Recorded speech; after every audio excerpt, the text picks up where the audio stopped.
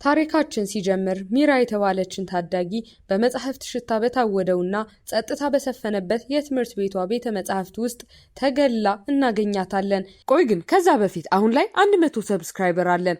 እቅዳችን በዚህ 90 ቀን ውስጥ 100,000 ሰብስክራይበር ለመግባት ነው።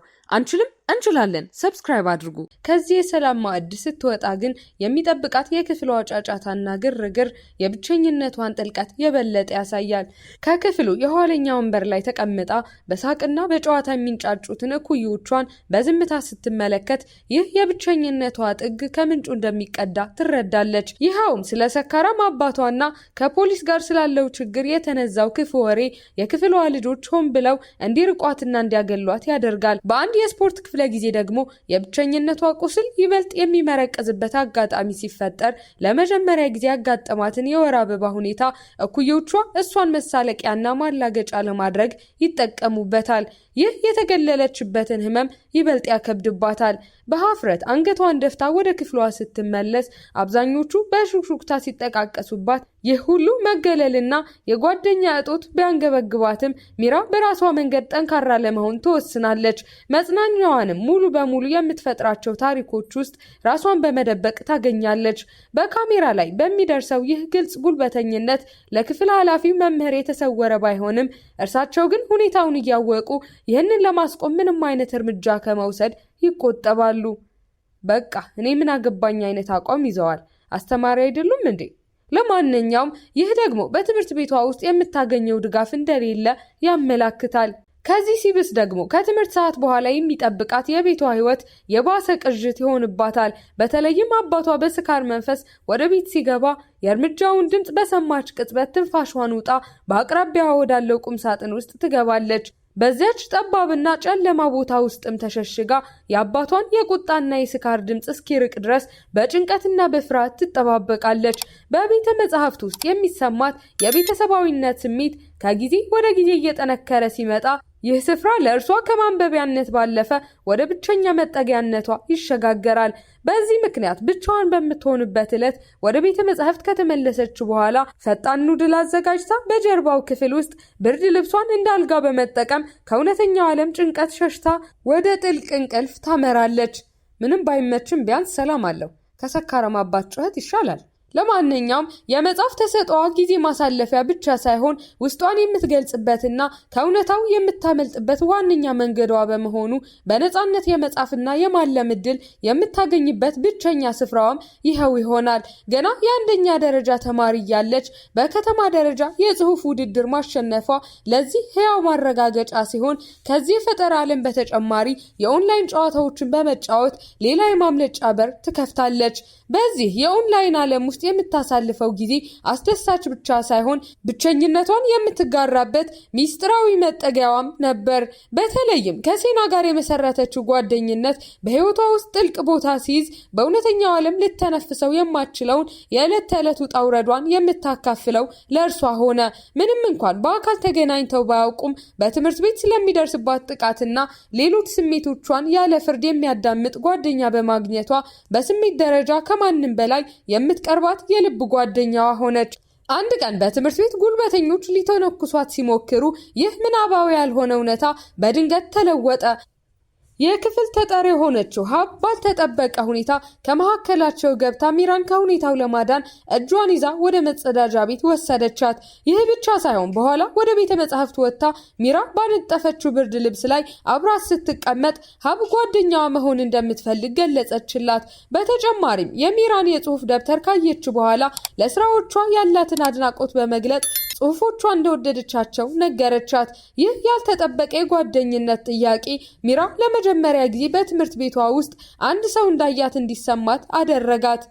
ከዚያ ቀን በኋላ የቅርብ ጓደኛሞች ሲሆኑ አንድ ቀን በትምህርት ቤቱ ታዋቂ ተማሪ የሆነው ቴዮንግ ወደ ቤተ መጻሕፍት መምጣት ይጀምራል።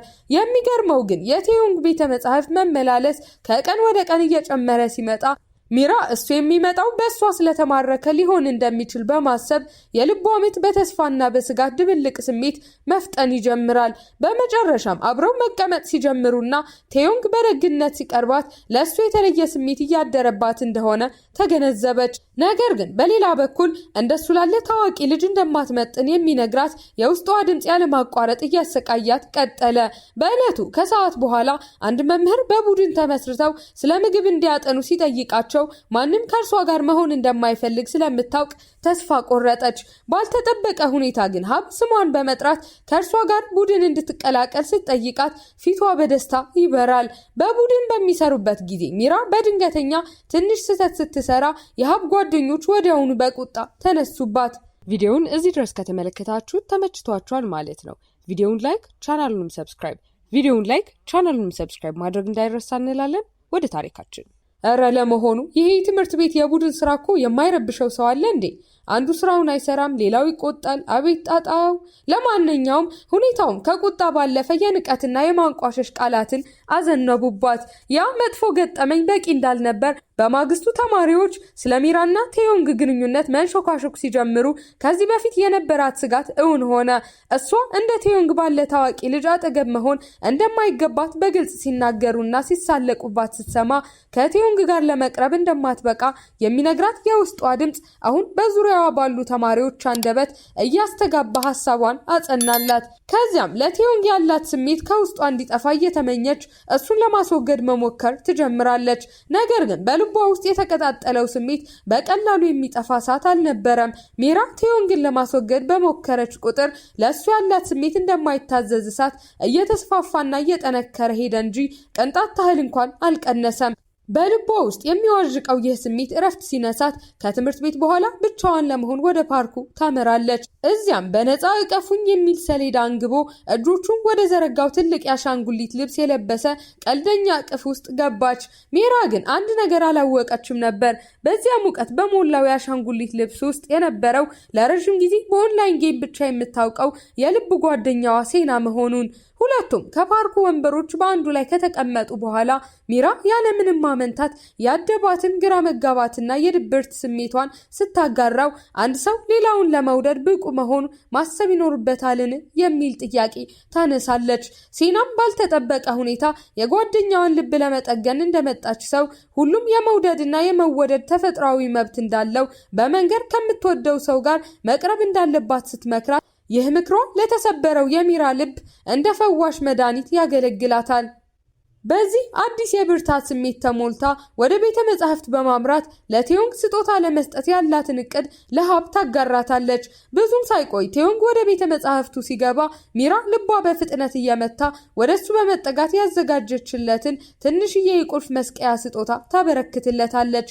ቴዮንግም በዚህ ያልጠበቀው ስጦታ ከልቡ የተደሰተ ይመስላል። ሁልጊዜም ከሱ እንደማይለየው ቃል ይገባላታል። ይህቺ ትንሽዬ ቅጽበት የሚራን ለቴዮንግ የነበራት ፍቅር ከማሳደጓን በላይ በራሷ ላይ የነበራት መተማመን እንደገና እንድትገነባ ያደርጋታል። ከተወሰነ ጊዜ በኋላ ግን ቴዮንግ ከሀብ ጋር ቤተ መጻሕፍት ውስጥ ሲገናኝ ስትመለከት እውነታው ከገመተችው ፍጹም የተለየ መሆኑን ትረዳለች። ቴዮንግ አዘውትሮ ቤተ መጻሕፍት የሚመጣበት ምክንያት እሷን ለመቅረብ ሳይሆን ከሰሞኑ አብዛኛውን ጊዜዋን ከሷ ጋር የምታሳልፈው ሀብ ጋር ለመሆን እንደሆነ ትገነዘባለች። ይህንን ከቤተ መጻሕፍቱ ረዣዥም መደርደሪያ ጀርባ ተከልላ ስትሰማ ዓለም በላይዋ ላይ የሚገለበጥ ያህል ሲሰማት ልቧ በቅጽበት በሐዘን ይሰበራል።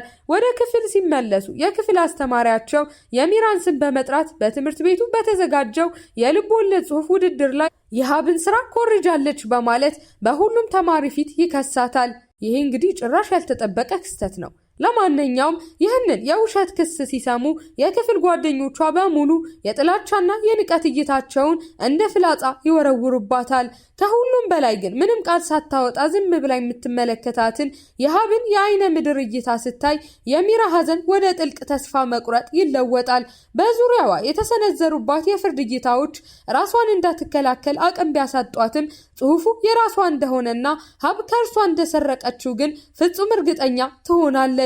የሀብን እየራቀ የሚሄድ የጀርባ ገጽ እያየች በልቧ ስትብሰለሰል የጓደኝነት ጭንብሉ ተገፎ እውነተኛ ዓላማው የልብ ወለድ ጽሑፏን መስረቅ እንደሆነ በመራራ ሀቅ ትረዳለች። ይህንን ተከትሎ ሀብ በመኮረጅ የከተማውን የጽሑፍ ውድድር ማሸነፏ ሲታወቅ በትምህርት ቤት አንደኛ ደረጃ ካልያዘች ከአባቷ የሚደርስባትን ከባድ ቁጣ የምታውቀው ሚራ የማጭበርበር ተግባሩን ዝም ብላ ልታልፍ ትወስናለች። ፍትህን ለማግኘት ባላት ጉጉት አስተማሪያቸውን በመምህራን ክፍል ውስጥ ስታገኘው የተስፋዋ ጭላንጭል ይሟሽሻል። ምክንያቱም አስተማሪያቸው ቅሬታዋን ለመስማት ቸል በማለት ትኩረቱን ሙሉ በሙሉ በመስኮት አጠገብ ባስቀመጣቸው እጽዋት ላይ ያደርጋል። ይህ አይነት አስተማሪ ግን አላጋጠማችሁም? አንተ ስለ ህይወትህ ስታወራ እሱ ጥፍሩን ስለሚቆርጠው የሚያስብ። ለማንኛውም ከዚህ በላይ ልቧን በሚሰብር መልኩ እንዲህ አይነት ጥልቅና የተዋጣለት ጽሑፍ የመጻፍ ብቃት እንደሌላት በቀጥታ ፊቷ ላይ ሲነግራት የሚራ ልብ በከፍተኛ ሐዘን፣ በቁጣና በተስፋ መቁረጥ ይናወጣል። ይህ ክስተት በትምህርት ቤት የሚደርስባት ጉልበተኝነት እንዲባባስ መንገድ ሲከፍት ወደ ክፍሏ ስትመለስ ሌሎች ተማሪዎች በንቀት እየተመለከቷት ወተት ሲደፉባትና ወደ ሽንት ቤት ስታመራ ደግሞ በሯን ከውጭ ሲቆልፉባት ውርደቱ ይቀጥላል። በጨለማው ውስጥ ተስፋ ቆርጣ ስታለቅስ እንደ መልካም አጋጣሚ የክፍሉን ምክትል ፕሬዝዳንት የሆነችው ኖራ በሩን ትከፍትላታለች። ኖራ ካዳነቻት በኋላም የሀብን የችሎታ መጠን ጠንቅቃ ስለምታውቅ ጽሑፉ የሚራ መሆኑን እንደምታምን ስትገልጽላት በሚራ ልብ ውስጥ ግን የመተማመንና የጥርጣሬ ስሜት ይሟገታል። ከዚህ ሁሉ መከራ በኋላ ወደ ቤቷ ስታመራ ያለሱ ፈቃድ ገንዘብ በመውሰዷ በቁጣ እንደ እሳት የሚንቀለቀል አባቷ ሲጠብቃት ታገኛለች። ገንዘቡን የወሰደችው በስፖርት ክፍለ ጊዜ ለተበላሸው ልብሷ አዲስ የውስጥ ሱሪ ለመግዛት መሆኑን ብታስረዳውም እሱ ግን ምክንያቷን ለመስማት ፈቃደኛ ባለመሆን በምትኩ ክፉኛ ይደበድባታል። ካሰቃቂው ድብደባ በጭንቅ አምልጣ ስትወጣ እግሮቿ ወደሚመሯት መናፈሻ ታቀናለች። በመናፈሻው ጸጥታ ውስጥ ከሴና ጋር በድጋሚ ስትገጣጠም ሴና ለብሶት የነበረው የአሻንጉሊት ማስክ ቀስ ብሎ ሲያወልቅ የሚራ አይኖች በድንጋጤ ይፈጣሉ። ምክንያቱም ከጭንብሉ ጀርባ ያለው ጄሂ የተባለ የ19 ዓመት ወጣት ነው። ጄሂ በተሰበረው ልቧ ውስጥ ተስፋ ለመዝራት እየሞከረ በሚወዛወዝ ወንበር ላይ ጎን ለጎን ተቀምጠው ሲነጋገሩ በለሰለሰ ድምፅ የራሱን ታሪክ ያካፍላታል። እሱም በዚህ ፓርክ ውስጥ ድሮ አንድ ሰው ይጠብቅ እንደነበር በናፍቆት ስሜት ይነግራታል። በመጨረሻም ጽሑፉ የራሷ መሆኑን ለማረጋገጥ ቆርጣ የክፍል ኃላፊዋን ለማግኘት በቀጥታ ወደ መምህራን ቢሮ ታመራለች። ሆኖም የክፍሉ ኃላፊ ለቅሶ በተናነቀው ድምጿ ምንም ትኩረት ሳይሰጥ በቢሮው ውስጥ በሚገኝ አንድ ተክል ላይ በማተኮር አበቦቹን ውሃ ሲያጠጣ የሚራ ልብ በብስጭት ይሞላል። እንዲህ ሰውዬ እሷ ስታለቅስ እሷ አበባ ያጠጣል? ይህኔ እኔ በሆን ኖሮ አበባውን ነበር ነቅዬ የምጥለው። ለማንኛውም ከቀናት በኋላ የትምህርት ቤቱ ቦርድ ጽሑፏን እያጣራ እንደሆነ ስትሰማ ልቧ በፍርሃት ሲርድ ከዚህ ሁሉ ነገር ጀርባ የነበረችው አዳኟ መስላ የቀረበችው ኖራ እንደሆነች ስትደርስበት ድንጋጤዋ ወደር ያጣል። ኖራ ቀጣዩ የክፍል ፕሬዝዳንት ለመሆን ባላት ስውር ምኞት የሀብን ስራ በማጋለጥ የራሷን መንገድ ተመቻቻለች። የሀብ ስርቆት መጋለጥን ተከትሎ በሚራ ላይ ሲወርድ የነበረው የስነ ልቦና ጥቃት በአንድ ጀንበር የሚቆም ሲሆን የጭካኔው ቀስት አቅጣጫውን በመቀየር ሰለባዋን ሀብ ያደርጋታል። በሚራ ልብ ውስጥ ግን የደስታ ስሜት ቦታ የለውም። ይልቁንም በሀብ ቦታ ሆና መሰቃየት ምን እንደሚመስል ጠንቅቃ ስለምታውቅና ኖራ በዚህ ሁሉ ሂደት ውስጥ እጇ እንዳለበት በመረዳቷ ለቀድሞ ተንኮለኛዋ ጥልቅ የሆነ ሀዘንና እዝነት ይሰማታል። ወደ ክፍል ስትገባ ሀብ በጓደኞቿ ተከባ ስትሰቃይ ብትመለከትም የኖራ ጣልቃ ከገባሽ እንደ በፊቱ የጥቃቱ ሰለባ ትሆኛለሽ የሚል የሹክሹክታ ማስፈራሪያ የሀብን ስቃይ በዝምታ እንድትመለከት ልቧ በሐዘን እየደማ ያስገድዳታል። ይህ ሁሉ ክስተት ካለፈ በኋላ የሚራ የትምህርት ቤት ህይወት መሻሻል ሲጀምር ከትምህርት መልስ ከጂሂ ጋር በመገናኘት አብረው ወደ መጫወቻ ስፍራ ያመራሉ። እዚያም ህይወቷ አሁን ምን ያክል አስደሳች እንደሆነና በተሻለ መልኩ ለመኖር እንደቆረጠች ስትነግረው ከእርሱ ጋር መሆኗ ደግሞ የበለጠ ደስተኛ እንደሚያደርጋት ትገልጽለታለች። በመጫወቻ ስፍራውም የተለያዩ ጨዋታዎችን እየሞከሩ በደስታ ሲሳሳቁ በውስጧ የሚፈነዳው የሐሴት ስሜት ቃላትን እንኳን ከአንደበቷ ሰልቦ የማውጣት ኃይል ያጣል። ከዕለታት አንድ ቀን ፓርክ ውስጥ ጄሂ ከድሮ ህይወት የሚያውቀውንና የቀልደኛ አሻንጉሊት ልብስ የለበሰን ሰው በትዕግስት ሲጠባበቅ ሚራ ከጎኑ ሆና በጸጥታ ትጠብቃለች። ብዙም ሳይቆይ ግለሰቡ ሲመጣ እሱም ከጄሂ ጋር እኩያ የሆነና የድሮ የትምህርት ቤት ጓደኛው የነበረ ታዳጊ ወጣት እንደሆነ ይታወቃል። ጄሂ ይህንን ጓደኛውን በጽናት የሚፈልገው በትምህርት ቤት ቆይታው ጓደኞቹን እስከ ጉዳት የሚያደርስ ከፋፋይና አጥፊ ተግባር ይፈጽም የነበረውን የጥፋተኝነት ስሜት ከላዩ ላይ አራግፎ ከልቡ ይቅርታን ለመጠየቅ ስለሚቆርጥ ነው። ነገር ግን የጄሂ ልመና ከጓደኛው ዘንድ ተቀባይነትን አላገኘም።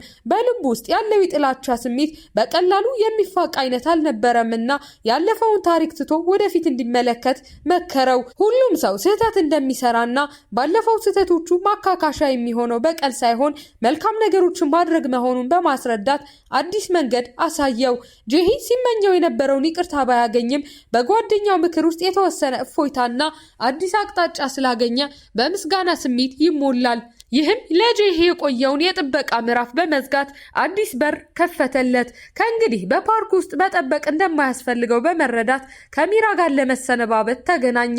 አዲስ ህይወት ለመጀመር ዝግጁ መሆኑን ሲነግራትም ሚራ ላዩን በደስታ ፈገግ ብትልም ውስጧ ግን በከባድ የሀዘን ስሜት ተሰበረ። በተለይም ጄሂ ጥሎት የሄደውን የአሻንጉሊት ልብስ ጭንቅላት ይዛ ፓርክ ውስጥ ብቻዋን ስትቀር የብቸኝነቷ ጥልቀትና የሀዘኗ ክብደት በግልጽ ታወቃት። ከጄሂ መሄድ በኋላ በተፈጠረባት ባዶነት ሚራ ከእንግዲህ በትምህርት ቤት ውስጥ ዝምተኛ ተመልካች ላለመሆን ወሰነች። በዚህም የተነሳ ኖራና ጓደኞቿ ሀብን ሲያንገላቷት ስታይ ያለምንም ማመንታት ጣልቃ ገብታ ትረዳታለች። ኖራ በሚራ ድርጊት ክፉኛ ተናዳ ስታስፈራራት፣ ሚራ ግን ሁሉም ሰው ስህተት እንደሚሰራና ይቅርታ እንደሚገባው ትናገራለች። እንዲያውም ከዚህ በፊት እሷን እስከምትጎዳ ድረስ ገፍታ የጣለቻት ኖራ እንኳን ይቅርታ እንደሚገባት በመግለጽ ኖራን ይበልጥ አበሳጫት።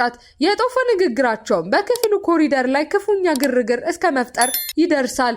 ይህንን ሁከት ሰምተው የመጡት የክፍል ኃላፊ መምህራን ኖራን ቢገስጿትም እሷ ግን ጥፋቷን ከማመን ይልቅ ሌላ የክፍል ጓደኛዋን ወንጀለኛ አድርጋ በመክሰስ ከተጠያቂነት ታመልጣለች። ከጥቂት ጊዜ በኋላ የክፍሉ ኃላፊ መምህር ሚራ በአገር አቀፍ የጽሑፍ ውድድር መመረጧን ሲያበስር ፊቱ በኩራት ቢሞላም ይህንኑ ኩራት ግን ሌሎቹን ተማሪዎች ከእርሷ ጋር እያነጻጸረ በሚሰነዝረው የንቀት መርዝ አበከለው። ይህ መምህር ግን ችግር አለበት። ተማሪዎችን ከማወዳደር ውጭ ሌላ ስራ የለውም እንዴ?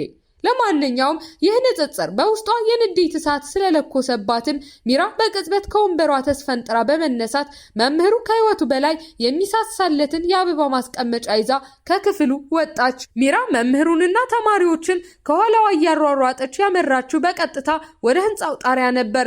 እዚያም የአጥሩ ጠርዝ ላይ በመቆም የአበባ ማስቀመጫውን እንደምትጥለው አስፈራራች። መምህሩ ግዑዝ ለሆነው ለአበባ ማስቀመጫ ከሚሰጠው ዋጋ ይልቅ ለተማሪዎቹ ክብር መስጠት እንዳለ ለበት በእንባ እየታጠበች ስትጮህ አንድ ተማሪ የሚያስፈልገው ማወዳደር ሳይሆን እምነትና ድጋፍ መሆኑን ገለጸች።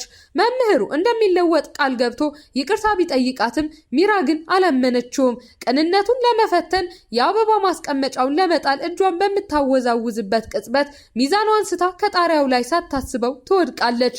እንደ ድል ሆኖ ከታች ባሉት ቁጥቋጦዎች ላይ ስላረፈች ከከባድ ጉዳት ትተርፋለች። ይህንን የተመለከተው መምህሯ በፍርሃት እየተንቀጠቀጠ ወደ ታች ሲሮጥ ተማሪው ደህና መሆኗን ሲያይ እፎይ ይላል። ነገር ግን ድርጊቱ ለመምህርነት ብቁ እንዳልሆነ ስለሚያሳይ በከባድ የህሊና ወቀሳ ውስጥ ገባ። ከትምህርት ቤቱ መልስ እርሷና ጂሂ ዘወትር ወደሚገናኙበት መናፈሻ ስፍራ ስታቀና እሱ እዚያው እንደሚጠብቃት በልቧ ተስፋ ታደርጋለች። እንዳሰበችውም ጂሂ አስቀድሟት በመናፈሻው ውስጥ ይጠብቃታል። ከመሄዱ በፊት ሊያናግራት እንደሚፈልግ ሲነግራትም ሚራ ግን እንዲሄድ ስላልፈለገች ፊቱን አዙሮ ሊሰናበታት ሲል በቅጽበት የጃኬቱን ጫፍ በመያዝ እንዳይሄድ ትይዘዋለች። የሁኔታው ጥልቀት የገባው ጂሂ ልቡ ስለሚነካም ወደ ጣቢያው እንድትሸኘው በመጠየቅ አብረው የሚያሳልፉትን ጥቂት ውድ ደቂቃዎች ያራዝመዋል። ጂሂ ከመሄዱ በፊት እንደ መጨረሻ የስንብት ቃል የምታገለግል አንዲት የታጠፈች ወረቀት በእጇ ሲዞ ጀርባውን ሰጥቷት ከእይታዋ እየራቀ ሲሄድ የሚራ ልብ በከባድ የሀዘን ስሜት ይመታል። ነገር ግን እጆቿ እየተንቀጠቀጡ የተወላትን ደብዳቤ ከፍታ ስታነብ በሚቀጥለው ዓመት እንገናኝ የሚል ቀላል ግን ጥልቅ የተስፋ ቃል ስታገኝ አይኖቿ በድንጋጤ ይፈጣሉ። ጂሂ ሙሉ በሙሉ እንዳልተዋትና እንዳልጠላት በመረዳቷ ደረቷ ላይ ተጭኗት የነበረውን የሀዘን ሸክም ስለሚያቀልላት ከረዥም ጊዜ በኋላ ለመጀመሪያ ጊዜ የእፎይታን ትንፋሽ ትተነፍሳለች። ከአንድ ዓመት በኋላም ዳግም የመገናኘት ተስፋዋም በልቧ ውስጥ ይለመልማል። ከዚህ በኋላ ፊልሙ የሚራ ህይወት በቀጣዩ 1 ዓመት ውስጥ እንዴት እንደሚቀየር እያሳየ ወደ መደምደሚያው ያመራል። የጂሂን መምጣት በተስፋ እየጠበቀች ባለችበት በዚህ ጊዜ ከዚህ ቀደም ይርቋት ከነበሩት የክፍል ጓደኞቿ ጋር የነበራት ግንኙነት ቀስ በቀስ እየተሻሻለና እየጠነከረ ሲሄድ በክፍል ውስጥ ስር ሰዶ የነበረው የጉልበተኝነት ድባብ ሙሉ በሙሉ ይወገዳል። ያው ፊልም ላይ አይደል እንደዚህ በቀላሉ ችግር የሚፈታው? እኛ ጋር እኮ ከዓመት በፊት የተጣላነው ሰው ሰላምታም አይሰጠንም። ለማንኛውም በመጨረሻም ከ1 ዓመት የትዕግስትና የተስፋ ጥበቃ በኋላ ፊልሙ ሚራ ከጂሂ ጋር በድጋሚ የምትገናኝበትን ልብ የሚነካ ትዕይንት በማሳየት ይቋጫል። ሀሳብ አስተያየታችሁን ኮሜንት ላይ ጻፉልን። እዚህ ጋርም የምትመለከቱትን ቪዲዮ ማየት እንዳትረሱ። ይመቻችሁ።